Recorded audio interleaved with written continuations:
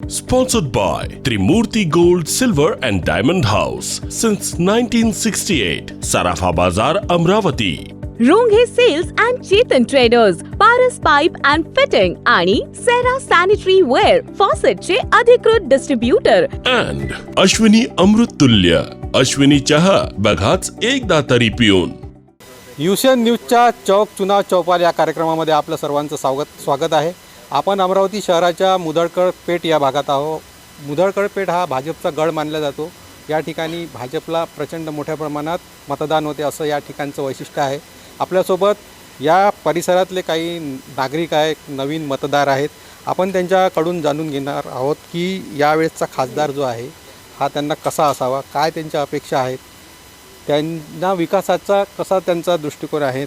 यासाठी नवीन मतदार आपल्यासोबत आहेत. आपण सगळ्यात पहिले जे प्रथम यावर्षी वोट करणार आहोत आहे त्यांच्याकडून जाणून घेऊया की त्यांचं काय मत आहे. यावर्षी पहिल्यांदा वोट करणार आहे, काय वाटतं? मला खूप चांगलं वाटत आहे पहिल्यांदा वोट करताना. मला खूप उत्सुकता आहे वोट करायची आणि माझं म्हणणं आहे मी चांगल्या मतदाराला निवडून आणणार.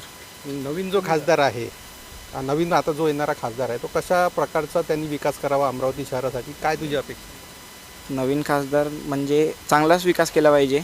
चांगला विकास 5 वर्षापासून करत आले आहे नवनीत रविराणा, त्यांनाच निवडून आणायचं आहे. मोदींनी असं सांगितलं अब की बार 400 पार, काय वाटते तुला?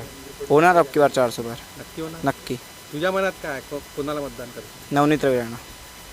आपल्यासोबत इतर काही युवतीसुद्धा आहेत, त्यांच्याकडून ते पण यावर्षी पहिल्यांदाच मतदान करणार आहेत. काय वाटते यावर्षीचं मतदान? मी एक्सायटेड आहे करायला. पहिल्यांदाच आहे त्याच्यामुळे थोडी नर्वस पण आहे, कसं होईल काय होईल. आणि चांगलाच हे निवडून आणू आणि विकास पण झाला पाहिजे, कारण रस्ते वगैरे खूप घाणेरडे आहेत त्याच्यामुळे. नाही, अमरावती शहराचा जर विकास केला तर अमरावती शहरात मूलभूत सुविधा सोडल्या, समजा रोड नाल्या हा तो नगरसेवकाचा समजा प्रश्न आहे, पण खासदार जो असते तो जिल्ह्याचा विकास करते, केंद्रातून निधी आणते. तर कसा खासदारसुद्धा तेवढ्या टॅलेंटेड असावा, काय वाटतं? असायला तर पाहिजे, करायला पाहिजे विकास, कारण विकासाची गरज आहे. तुझ्या मनात कोण आहे, कसा म्हणजे काय? नवनीत रविराणा, त्यांनाच निवडून आणण्याची इच्छा आहे. तुला काय वाटते की खासदार जो आहे, आता लोकसभेच्या निवडणुका 4 दिवसावर आले, कसा खासदार असला? तसं म्हणजे सगळे प्रॉब्लेम सुटले पाहिजे, चांगला विकास झाला पाहिजे, तेच. तुझ्या मनात काय, कोणाला असं अमरावतीचा जर विचार केला तर अमरावतीमध्ये काँग्रेस, त्याच्यानंतर भाजपा आणि तिसरा उमेदवार आपल्यासमोर आहे प्रहारचा दिनेश बुक, त्या तिघापैकी काय वाटतं? नवनीत रविराणाच, त्यांनाच निवडून आणा. तुला काय वाटते, तू यावर्षी पहिल्यांदाच वोट करणार आहे? हो, पहिल्यांदाच वोट करणाऱ्यातून थोडंसं नर्वस येते याबद्दल. का बरं नर्वस आहे? म्हणजे फर्स्ट टाईम वोट वगैरे, अजून एक्सायटेड पण आहे. तर काय वाटते, तू मतदार म्हणून खासदार कोणाला निवडते? नवनीत रविराणाच. एकंदर जर आपण पाहिलं तर युवकांच्या मनात सध्या कुठलीही शंका नाही, नवनीत रवी राणा ह्याच त्यांचा उमेदवार आहे आणि आम्ही त्यांनाच मतदान करणार असल्याचं या ठिकाणी सांगण्यात आलं आहे. इतरसुद्धा नागरिक या परिसरातले आहेत. काय सांगाल ताई, लोकसभा निवडणूक 4 दिवसावर आलेली आहे, प्रचार सर्वांचा धूमधडाक्यात सुरू आहे, प्रचार सभा घेण्यासाठी मोठमोठे नेते अमरावतीत येत आहे. तुम्हाला काय वाटते, कसा असला पाहिजे खासदार? मला असं वाटते की सर्वांनी मत दिलं पाहिजे. आपलं मत हे महत्त्वाचं आहे, वोटिंग केलंच पाहिजे. आणि पण त्यांनी यावेळेस तरी चांगला म्हणजे नेता निवडून आणला पाहिजे. तसे मोदी आहेच चांगले, तर काही वाद नाहीच. आणि नवनीत राणा पण छान आहे, तर त्यांना दिलंच पाहिजे वोट. जिल्ह्याचा जर विकास केला तर अमरावती जिल्ह्यात पंचतारांकित MIDC आहे, पण त्या ठिकाणी उद्योगधंदे नाहीत. सुशिक्षित बेरोजगारांचा प्रश्न प्रलंबित आहे, त्याकडे नेत्यांचं लक्ष नाही. तुम्हाला काय वाटतं? मला असं वाटते बेरोजगारला रोजगार मिळालाच पाहिजे. आणि विद्यार्थी एवढे शिक्षण शिकतात, डिग्री घेतात, पण त्यांना रोजगार मिळत नाही. तर त्यांनी फॅक्टरी वगैरे असे नवीन उद्योग धंदे सुरू केले पाहिजे. तुमच्या मनात काय आहे? सध्या अमरावतीमध्ये तिरंगी लढत आहे, तुम्ही कोणाला वोट करणार? वोट हे तर गुपित असते, तर तरी तुमच्या मनात असा एक खासदार असावा की आपला अमरावतीचा खासदार जो चांगला असावा, विकसित कामे करणार असावा? नवनीत राणा. नक्कीच जर आपण पाहिलं तर विकासाचा दृष्टिकोन ठेवणारा खासदार अमरावती जिल्ह्याला हवा, असा ही नागरिकांनी आपल्यासमोर मत व्यक्त केलेलं आहे. काय सांगाल सर, अमरावतीचा खासदार कशा प्रकारचा असावा? अमरावती जिल्हा हा संत्र्याची नगरी म्हणून ओळखला जातो. संत्र्याचं उत्पादन मोठ्या प्रमाणात या ठिकाणी घेतले जाते. मात्र संत्र्यावर उद्योगधन जो आहे तो आपल्या या ठिकाणी जिल्ह्यात कुठेच नाही आहे. हे पहा सर, संत्र्याचं उत्पादन तर अमरावतीमध्ये भरपूर होत आहे. त्याचे उद्योगही इथे निर्माण झाले पाहिजे आणि जो नवीन खासदार राहील त्यांनीसुद्धा याचं लक्ष करायला पाहिजे. तसं पाहिलं तर आता रिसेंटली एक सर्वे झालेला आहे. त्या सर्वेमध्ये 380 खासदारांचं ऑल ओव्हर वर्ल्डमध्ये केलेलं आहे. ते महिलामध्ये सुद्धा त्यांचं झालेलं आहे. त्याच्यात असा निष्पन्न निघालेला आहे की महिला जिथे जिथे खासदार किंवा उमेदवार आहे ते निवडून आले तर तिथे भ्रष्टाचार कमी होतो आणि तिथे त्या भागात घृणता कमी राहते. म्हणजे अपराधिक वृत्ती जी आहे ती कमी राहते. कारण मातृत्व शक्ती जेव्हा जागृत राहते त्यावेळेस प्रत्येक तिथे त्या क्षेत्रामध्ये एक दया माया आणि याला भरपूर वृद्धी होते. त्याच्यामुळे तिथे अपराधिक वृत्ती कमी होते. म्हणून माझं असं मत राहील की या क्षेत्रातसुद्धा अंबानगरीमध्ये सुद्धा एक मातृत्व शक्तीला आपण साथ दिला पाहिजे आणि त्या मातृत्व शक्तीमुळे आपल्या या क्षेत्राला खूप चांगली वाव मिळेल पुढे आणि गती चांगली राहील. माझे 4 लाईनसुद्धा तयार आहेत. जर तुम्ही परमिट कराल तर मी 4 लाईन आपले म्हणायला तयार आहे. जिसने अपने क्षेत्र को सदा ही संभाला सींचा, उन्हें पार्टी ने ऊपर उठाया बखूबी खूब सराहा, पुनः विश्वास जताकर चुनाव में पुनः उतारा ताकि कर सके सेवा, कर सके अधूरे कार्य का निपटारा. जो नेता सही जनता से जुड़ा रहे मिलता जुलता, जो नेता आम जनता को सुनता उनके कार्य करता, जो नेता सदा उपलब्ध रहे समस्या को सुलझाता, वो नेता सच्ची सेवा देता, वो ही प्रतिनिधि कहलाता. उम्मीदवार चाहे महिला हो या पुरुष नेता क्यों नहीं, उन्हें चाहिए वे ज़मीन से जुड़े रहें, समझे जनता को भी, चुनकर आने पर जनता के नज़रों में उतरे खरे ही, सेवा भाव आदर सम्मान जिन्हें रहे सदाई भान भी. कहे खुश यह है हमारी ताकत, हम करें वोट जी, मतदान का हक हम बजाकर योग्य नेता को चुनेंगे जी, अंबा नगरी की इस पावन भूमि की लाज रखेंगे जी, नवनीत चेतन रख अपनी आवाज़ बुलंद करेंगे जी, अपनी आवाज़ बुलंद करेंगे जी. तुम्ही सांगितलं की महिला खासदार समजा झाल्या तर जिल्ह्याचा विकास होतो. गेल्या वेळेसचा खासदार आपला महिलाच आहे. काय विकास झाला असं तुम्ही सर असं आहे, आपल्या पाहण्याचा दृष्टिकोन आहे. प्रत्येक माणसाच्या मनातील गोष्टी होणार नाही. ह्या सार्वजनिक रूपाने जे कार्य होतात त्याच कार्याला आपल्याला मान्यता द्यावी लागते. बाकीचे जे लोकल नेता आहेत किंवा जे नगर आपले सेवक आहेत त्यांचं कर्तव्य बनते की बाकी डेव्हलपमेंट करायचं. आणि जिल्ह्याचा तसा प्रोग्रेस झालेला आहे. बेलोरा विमानतळाला गती मिळालेली आहे. इंजिन डेव्हलपमेंटचं झालेलं आहे ते तर सुरू होतच आहे. असे अनेक प्रकारचे आहे. आणि पहा आपण एकाच दिवसात सर्व काही नाही, एका टर्ममध्ये सर्व प्रगती नाही करू शकत. त्याला वेळ द्यावा लागतो. म्हणून हा 5 वर्षाचा कालावधी जो आहे तो निश्चितपणे खूप आपल्यासाठी महत्त्वपूर्ण आहे. त्याच्यासाठी ह्या कार्याला गती देण्यासाठी माझ्या जशा कवितेत मी म्हटलेलं आहे ह्या कार्याला गती देण्यासाठी ह्या नेत्याला पुन्हा निवडून आणायचं आहे. हेच माझं कोण खासदार नक्कीच एकच आहे, नवनीत. ठीक. तुम्ही काय सांगाल लोकसभेचा? नाही, लोकसभेत माझे म्हणणं हेच आहे की मी इंडस्ट्रीयल असल्यामुळे माझं म्हणणं हे आहे की इंडस्ट्री डेव्हलप व्हायला पाहिजे, मोठे मोठे प्रोजेक्ट यायला पाहिजे. आज नागपूर इतका डेव्हलप झालेला आहे. मला असं वाटतं की नागपूरच्या नंतर IT हब आता अमरावतीत होणं फार मस्ट आहे, ताकी आपल्या इकडचे जे मुलं जे बाहेर चाललेले आहेत ते न जाता आपल्या इकडेच राहील. जसे मोठे प्रोजेक्ट जे अडलेले आहे, जसं चिखलदऱ्याचा स्काय वॉक आहे ते इतक्या वर्षापासून अडलेला आहे हे आपसातल्या ह्याच्यामध्ये, तर तो लवकरात लवकर क्लिअर झाला पाहिजे ताकी पर्यटन क्षेत्रामध्ये तिथे वाव जास्त मिळेल. एकच विदर्भातलं आपलं एकच हिल स्टेशन आहे चिखलदरा, त्याला अगर चांगलं प्रॉपरली तुम्ही डेव्हलप केलं तर कसं एका हिल स्टेशनच्या चक्करमध्ये बाकी आपणे आप व्यवसाय वाढून जातो लोकल्स लोकांचा. तर माझं तेच म्हणणं आहे की मी तर BJPवाला आहे, त्याच्यात तर काही दोन मत नाही आहे. पण आपल्या नांदगाव पेठचा जर विचार केला तर तिथं भारत डायनामिक सुद्धा प्रोजेक्ट आहे, पण त्याकडे 5 वर्षापासून दुर्लक्ष. तेच होऊन राहिलं ना, कारण की जेवढे प्रोजेक्ट आहे पण त्या मानाने ते तेवढे डेव्हलप नाही आहे ना, तेवढे डेव्हलप नाही. अजून डेव्हलप व्हायला पाहिजे. IT सेक्टर यायला पाहिजे अमरावतीमध्ये. मेट्रोचं आता नितीन गडकरींनी सांगितलं आहे की अमरावतीपर्यंत आणणार आहे, त्यांना अमरावती ती चालू करणार म्हटलं आहे. आता गॉड नोज जे होईल तेव्हा होईल तर म्हणा. पण असे डेव्हलपमेंट झाले पाहिजे, इंडस्ट्रील वाढली पाहिजे ताकी एम्प्लॉयमेंट वाढून जाईल आणि बेरोजगारी कमी होईल आपल्या. मोदींच्या कामावर तुम्ही खुश आहे गेल्या 5 वर्ष? यस, नो डाऊट, बिलकुल. 70 वर्षामध्ये काय केलं काँग्रेसने? नुसतं लुटलंच आहे ना देशाला. आज मागच्या 14 तुम्ही पहा तर मोदी आल्यापासून आपली जी इंडियाची जी इमेज झालेली आहे बाहेर, ती आता वेगळीच आहे ना एकदम. म्हणजे आपण इंडियन समजा आपण कुठं बाहेर ठिकाण गेलो किंवा मी भारतीय आहे तर त्यांचे आपल्याकडे पाहायचा नजरियाच बदलून जातो ना. पहिले आपल्याला एकदम चोल्लर समजायचे ते, आता एकदमच वेगळं आहे बिलकुल. मोदीच्या निर्देशाची प्रश्नच येत नाही, सवालच नाही. मग काय तुमच्या मनात आता कोण उमेदवार? नाही, BJP, नो डाऊट, BJP. नक्कीच जर आपण जर विचार केला तर कुठेतरी डेव्हलपमेंटचा सुद्धा विकास व्हावा अशाच प्रतिक्रिया या ठिकाणचे नागरिक आपल्याला देत आहेत. काय सांगाल दादा, अमरावतीचा लोकसभा निवडणुका ज्या आहेत त्या आता 4 दिवसावर आलेल्या आहेत. प्रचाराची रणधुमाळी मोठ्या प्रमाणात सुरू आहे. तुमचं काय मत आहे? सध्या जे आपले ते खासदार आहे 3 आहे, त्यातले जे नवनीत राणा आहे हे येतील एवढं नक्की. आणि वोटिंग आम्ही त्यांनाच करणार आहे. आणि सहज महत्त्वाचं म्हणजे मेडिकल कॉलेज वगैरे लवकरात लवकर यायला पाहिजे. खूप जरुरी आहे तिथे इथं. त्यामुळे भरपूर डेव्हलप होईल. आणि नांदगावचा जो इंडस्ट्रियल एरिया झोन आहे तो पण व्हायला पाहिजे. त्यानंतर बाकी सगळ्यांनी सांगितलंच आहे, मी सांगायचं. अमरावती शहराचा जर विकास केला, जिल्ह्याचा विकास केला तर संतानगरी ही ओळख अमरावती जिल्ह्याला आहे.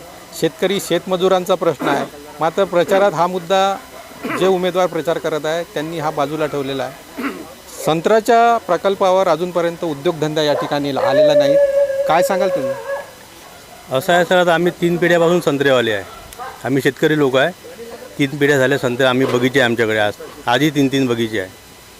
आणि 70 वर्षात 60 वर्षात आपली देखील प्रकल्प आला नाही काँग्रेसच्या काळात. आता या काळात येऊ शकतो असं आमची म्हणजे आशा आहे, धारणा आहे. यायला पाहिजे. आता 60 वर्ष आपण काँग्रेसला दिले तर 15 वर्ष जरी आपण भाजपला द्यायला पाहिजे असं माझं मत आहे. तुम्हाला काय वाटते मग भाजपचा जो उमेदवार आहे तो विकास करेल किंवा काही केंद्रातून निधी आणणं? बिलकुल. मॅडम डॅशिंग आहे. ते हे आणू शकते, फंड आणू शकतात आणि तिथे बोलूही शकतात. एकदम ओके कॅन्डिडेट आहे. मोदींच्या कामावर तुम्ही खुश आहे? बिलकुल. मोदी हिरो आहे आमचे. मोदी आहे तो मुमकिन आहे असं. आता अमरावतीचं जिल्ह्याचा विकास लढत जर पाहिली तर ही तिरंगी लढत असं जवळपास चित्र स्पष्ट झालेलं आहे. तुमचं मत कोणाला?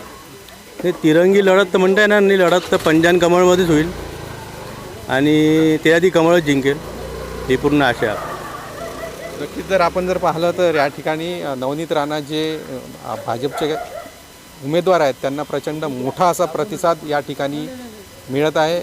मुदळकड पेठ हा जर भाजपचा गड मानलाच जातो. याच विषयावर आणखीन आपण चर्चा करूया. आपल्यासोबत पांडे सर आहेत, वकील आहेत. ते काय सांगाल सर? लोकसभेचं निवडणूक 4 दिवसावर आलेली आहे. प्रचाराची रणधुमाळी सुरू आहे. मोठमोठ्या सभा सुरू झालेल्या आहेत. राहुल गांधी, अमित शहा अमरावतीत येणार आहे. देवेंद्र फडणवीसांची काल सभा झाली. तुम्ही काय सांगा? लोकसभेचं मतदान जे असतं ते राष्ट्रासाठी असतं आणि राष्ट्रप्रथम ज्या पक्षाचं मत आहे त्याकरता मतदान करणं हे जनतेचं कर्तव्य आहे. पहिले मतदाता उत्सुक आहेत. मी आता आपल्या समक्ष झालेल्या मुलाखती दरम्यान बघितलं. आणि अमरावती शहराचा विकास म्हणजे नेमकं काय तर मोदीजींनी 10 वर्षात केलं ते आपल्या समक्ष आहे. 370 हटलेलं आपण पाहिलं. राम मंदिर झालेलं 500 वर्षानंतर आपण आता पहिल्यांदा रामनवमी त्या मंदिरात बसली. अनेक अशा गोष्टी आहेत ज्या आपल्याला आयुष्यात काय होतील की नाही होतील अशी शंका होती. पण मोदींनी ते सत्यात उतरून दाखवलं. आणि या 10 वर्षाचा आलेख घेताना जेव्हा रामटेकला किंवा त्या यांची सभा झाली वर्धा मतदारसंघामध्ये तेव्हा त्यांनी एक गोष्ट अशी सांगितली की हा 10 वर्षाचा फक्त ट्रेलर होता. पुढच्या पुन्हा एकदा जर 400 पार नंतर पुन्हा एकदा मोदी सरकार बसलं तर निश्चितपणे पुढच्या 2-2.5 वर्षामध्ये अत्यंत चांगले निर्णय जे देशहिताचे आहेत, देश अग्रणी स्थान ठेवायचं आहे, फायनान्शियली देश मोठा करायचा आहे, आंतरराष्ट्रीय दर्जावर आंतरराष्ट्रीय स्तरावर सुद्धा देशाची एक वेगळी स्थिती निर्माण झाली आहे. छोटासा अनुभव घ्या ना. जेव्हा युक्रेनचं युद्ध चालू झालं तेव्हा पाकिस्तानचे लोक भारताचा ध्वज घेऊन निघाले म्हणून ते सुरक्षित बाहेर येऊ शकले. ही ताकद जर ज्या मोदींच्या शब्दामध्ये आहे. आपलं परराष्ट्र धोरण इतकं जबरदस्त आहे. अर्थशास्त्रज्ञ एवढे जबरदस्त आहेत. आपले अर्थमंत्रीसुद्धा एवढे जबरदस्त आहेत की देशाच्या विकासासाठी अव्याहतपणे पैसा पाहिला जातो आहे. अबकी बार 400 पारचा नारा जो आहे हा जर नारा 400 पार झाला तर संविधान बदलण्याची पण भीती काही मतदारांच्या मतात आहे. तुमचं काय मत? संविधान बदलण्याच्या अनुषंगाने होणाऱ्या ह्या वावड्या आहेत, ह्या चर्चा आहेत, ह्या निगेटिव्ह अप्रोच आहे. मतदारांची दिशाभूल करण्याचा एक प्रामाणिक प्रयत्न हे विरोधक करतात आहे. मला हे म्हणायचं आहे की बळवंत वानखडे नावाचे जे खासदारसाठी उभे आहेत, अहो दर्यापूर मतदारसंघामध्ये त्यांनी काय विकास केला हे गेल्या इलेक्शनच्या दरम्यान एकदाही सांगितलेलं नाही ना. एका मतदारसंघाचा 5 वर्ष आमदार राहिलेल्या माणसाने मी या मतदारसंघामध्ये हा विकास केला म्हणून मला अमरावती लोकसभा द्या, मी लोकसभेसाठी माझं हे स्वप्न आहे आणि हे मी पूर्ण करेल, असं कुठे? दुसरेही उमेदवार आहेत, त्यांनीसुद्धा या या लोकसभेमध्ये आमचे ह्या गोष्टी मी करेल असं कोणीच पुढे येत नाही आहे.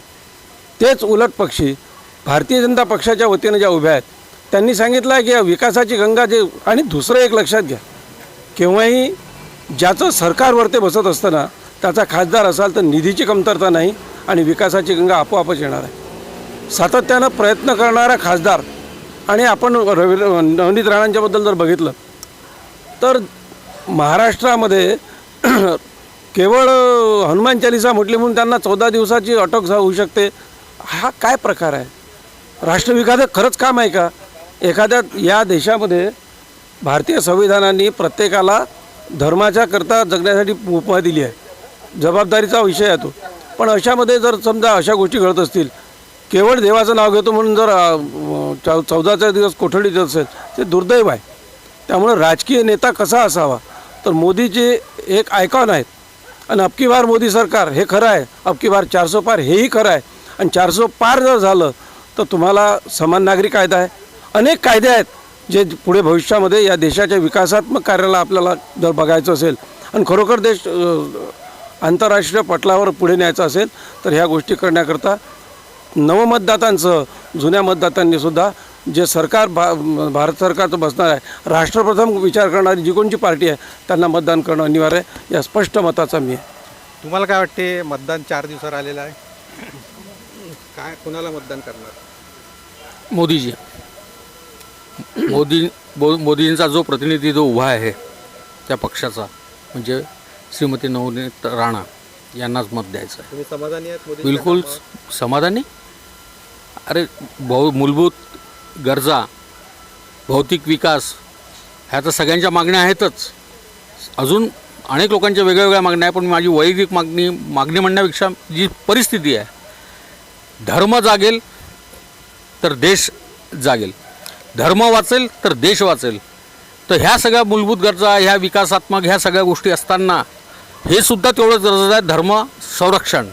आणि आज मोदीजींच्या ह्या 2 टर्ममध्ये मीच नाही, आपण सर्वांनी पूर्ण देशाने बघितलेलं आहे की मोदीजी आल्यानंतर ह्या देशामध्ये किती परिवर्तन झालं. मी एका नगरसेवक परिवारातून, माझी पत्नी नगरसेविका आहे, एक छोटासा नगरसेवक ह्या पदावर असताना ह्या परिसरात 100% 5 वर्ष वेळेची मर्यादा असते, निधीची मर्यादा असते, त्याच्यामुळे सगळंच काम काही होत नाही. पण इतकं जो परिवर्तन ह्या 5 वर्षात आम्ही आमच्या परिसरामध्ये करू शकलो, अजून आम्ही करू. आम्हाला ही ताकद तेव्हाच मिळाली जेव्हा मोदीजी वर बसले, मोदीजींचे प्रतिनिधी इथे मोठ्या पदावर बसले, त्यांच्या अधिकारात आम्ही काम करून राहिलेलो आहे. इथे आमचे विकास करायचा असला तर निधी आणण्याची ताकद पाहिजे, या खासदारामध्ये राहील. 100% आहे. आज बघून राहिलेले आहेत आपण, रेल्वे वॅगन कारखाना आलेला आहे, टेक्स्टाईल पार्क होऊन राहिला आहे, मेडिकल कॉलेज येऊन राहिला आहे, अनेक गोष्टी आहे. ह्या सगळ्या कोणामुळे होऊन राहिल्या आहे? मोदीजींमुळे. मोदीजींचं पूर्ण लक्ष पूर्ण देशावर आहे, त्यामुळे स्वाभाविक आपल्या अमरावती जिल्ह्यावर लक्ष आहे आणि पुढे भविष्यात अजून डेव्हलपमेंट होईल. कारण सगळ्यांची मागणी आहेच की पोरं बाहेर जाण्यापेक्षा पोरांना इथे काम मिळालं पाहिजे, परिवार एका छताखाली सगळे राहिले पाहिजे. हा प्रयत्न निश्चितच मोदीजींच्या डोक्यात आहे. त्यामुळे पूर्ण भारतामध्ये त्या ठिकाणी त्या जिल्ह्यामध्ये निश्चित विकासात्मक मोठे कामं होणार आहेत. काय सांगाल तुम्ही? निवडणूक अगदी काही दिवसावर आलेली आहे, अमरावतीमध्ये तिरंगी लढत, सध्या चित्र स्पष्ट झालं, तुमचं काय मत? जय श्रीराम. आता नुकत्याच ज्या निवडणुका झाल्या आहेत त्या निवडणुकामध्ये मतदारांनी जे योगदान दिलं आहे ते फारसं काही वाखाणण्यासारखं नाही आहे. म्हणून पहिलं तर माझं हे राहिलं आहे मागणी की सर्व मतदारांनी घराच्या बाहेर निघून 100% मतदान द्यावं, कारण की हे आपलं राष्ट्रीय कर्तव्यच नाही तर जबाबदारीसुद्धा आहे. आणि म्हणून सगळ्या लोकांनी घराच्या बाहेर पडावं, ऊन असो पाऊस असो याच्याशी काही देणं घेणं नाही. राष्ट्रप्रथम आणि राष्ट्रप्रथम म्हणून नागरिक प्रथम आणि नागरिक प्रथम म्हणून नागरिकांचं कर्तव्य आणि जबाबदारी या प्रथमच. आणि त्याच्यामुळे सगळ्यांनी या ठिकाणी बाहेर निघून मतदान करावं हे माझं मत आहे. आणि राष्ट्राचा गेल्या 10 वर्षात झालेला विकास सगळ्यांनाच माहीत आहे. आता सगळ्यांनी त्याच्या बाबतीत या ठिकाणी विकास झालेलाच आहे, तो काही प्रश्नच नाही आहे. मग काम कुठलंही असो, राष्ट्रीय काम असो, ते आंतरराष्ट्रीय काम असो, ते भारताचं काम असो, ते शारीरिक विकासाचं काम असो, आरोग्याचं काम असो, कोरोनाच्या परिस्थितीमध्ये काय काय झालेलं आहे, कसे लोक वाचले, कशा पद्धतीने कोरोनाचा व्हॅक्सिनेशनचं उत्पादन करून पुरवठा गेला आहे. केवळ भारतातच नाही तर भारताच्या बाहेरसुद्धा त्याचा सप्लाय झालेला आहे. या सगळ्या गोष्टी विकासात्मक ज्या आहे, ज्या फक्त राष्ट्र हे प्राधान्य आहे. प्रत्येक नागरिक, या देशातला प्रत्येक नागरिक जो आहे तो राष्ट्रस्थानी पाहिजे, तो प्रामुख्याने नजरेसमोर पाहिजे. आणि त्याचं कल्याण हे माझं कल्याण, माझ्या देशाचं कल्याण, माझ्या राष्ट्राचं कल्याण, हा जो मोदीजींचा एक व्ह्यू आहे. त्यांना स्वतःचं काहीच नाही, जे काही आहे या देशासाठी आहे, जे काही आहे ते राष्ट्रासाठी आहे, राष्ट्राच्या भल्यासाठी आहे. आणि शेवटी राष्ट्र हे आपल्याला गुरुस्थानी न्यायचं आहे. विश्व पटलावर तो राष्ट्र माझा हिंदुस्थान, माझा भारत हा विश्वपटलावर न्यायचा आहे. त्यासाठी जे काही करणं शक्य आहे ते मी करणार. हे त्यांचं आत्ताच आपण ट्रेलर तर पाहिलेलंच आहे, पण हे त्यांचं जे स्वप्न आहे ते स्वप्न अजून त्यांना याच्यामध्ये मोठ्या मताने 400च्या पार करून आपल्याला आणायचं आहे. आणि ते स्वप्न, जसं आपण राम मंदिर बघितलं डोळ्यांनी, इतके भाग्यवान आपण आहे की आपणच ते सगळं भव्य दिव्य दृश्य पाहिलेलं आहे, तसंच राष्ट्र हे माझं आहे, माझं गुरुस्थानी राष्ट्र राहणार आहे. आंतरराष्ट्रीय कीर्तीवर माझ्या देशाचा झेंडा फडकणार आहे. हे स्वप्न आपण जर मोदींना निवडून दिलं तर ते आपल्याला दिसणार आहे. आणि त्यासाठी आपण कमळालाच मत द्यावं, हे माझं प्रामाणिक मत आहे. मी तर देणारच आहे, माझा काही प्रश्नच नाही आहे. आणि म्हणून या वेळेला या लोकसभा इलेक्शनमध्ये कमळाला सगळ्यांनी मतदान करून राष्ट्रीय जनता जी आपली आहे ती सुखी व्हावी, समृद्ध व्हावी आणि राष्ट्राच्या भवितव्यासाठी कमळ निवडून आणावं, एवढीच माझी एक प्रामाणिक इच्छा आहे. जय श्रीराम, जय जय श्रीराम. काय सांगाल तुम्ही? मतदान काही दिवसावर आलेलं आहे, टफ फाइट सुरू आहे अमरावतीमध्ये, तुमचं काय मत आहे? सबसे पहले तो यह राष्ट्रीय पर्व है, इसमें सभी ने अपने मत का प्रयोग करना चाहिए और सभी ने अपने घर से निकलकर मतदान देना चाहिए. रही बात देश की, देश में जो अपने पंतप्रधान हैं माननीय मोदी जी, इनका कार्य बहुत उत्कृष्ट है और इन्होंने वापस 2024-2029 इसमें भी अपने देश का प्रतिनिधित्व करना चाहिए. म्हणजे आपल्या अमरावती जिल्ह्याचा जो विकास व्हायला पाहिजे त्या दृष्टिकोनातून एवढा कोणता विकास झालेला नाही आहे, तर तो विकास करणारा खासदार पाहिजे. आलं का लक्षात? आतापर्यंत नुसतं गप्पा गोष्टी आणि जय श्रीरामनी होत नाही काम. आज शेतकऱ्यांचे प्रश्न जे आहेत ते फार अटीतटीचे आहे. सोयाबीन भाव नाही आहेत, आहे का तुम्ही सांगा? अजूनही 4,500 रुपये. त्या दृष्टिकोनातून विचार केला पाहिजे, केंद्राने विचार केला पाहिजे, पियुष गोयलने विचार करायला पाहिजे. काय त्याच्यावर लक्ष नाही आहे ना? हां, आपल्या मोदी साहेबांचं त्याच्यावर लक्ष नाही आहे. थोडा विचार करून कामावर तुम्ही खुश आहे की नाखुश आहे? काय नाही, पूर्णतः आम्ही खुश नाही आहे. कारण शेतीच्या बाबतीत, शेतकऱ्यांच्या बाबतीत आणि रोजगाराच्या बाबतीत जो प्रश्न निर्माण झालेला आहे तो सोडवला गेलेला नाही आहे. आलं का लक्षात? त्यामुळे मोदीजी आता म्हणतात 400 पार तर जाणार नाही, आमचं असं म्हणणं आहे. अमरावती लोकसभा मतदारसंघामध्ये दुरंगी लढत आहे, अटीतटीचा सामना आहे. मात्र महाराष्ट्राच्या पहिल्या टप्प्यात जे निवडणूक झालेली आहे, जे मतदान झालं आहे, त्या मतदानाचा टक्का उन्हामुळे कुठेतरी घसरलेला आहे. यावेळेस अमरावती, आता 26 तारखेला अमरावती लोकसभेचं मतदान आहे आणि त्या मतदानाच्या वेळेस मतदारांनी मोठ्या प्रमाणात बाहेर येऊन मतदान करणं गरजेचं आहे, अशीच अपेक्षा या ठिकाणच्या नागरिकांनी व्यक्त केलेली आहे.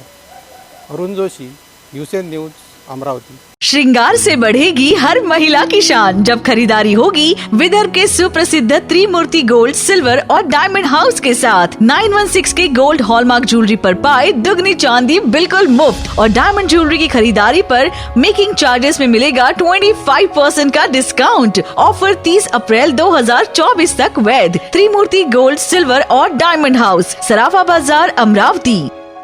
Runge sales and Chetan traders, Paras pipe and fitting आणि सेरा सॅनिटरी वेअर फॉसेटचे अधिकृत डिस्ट्रीब्युटर, चिटणवीस पार्क चौक, नागपूर. संपर्क 9422842584 और 9423684791.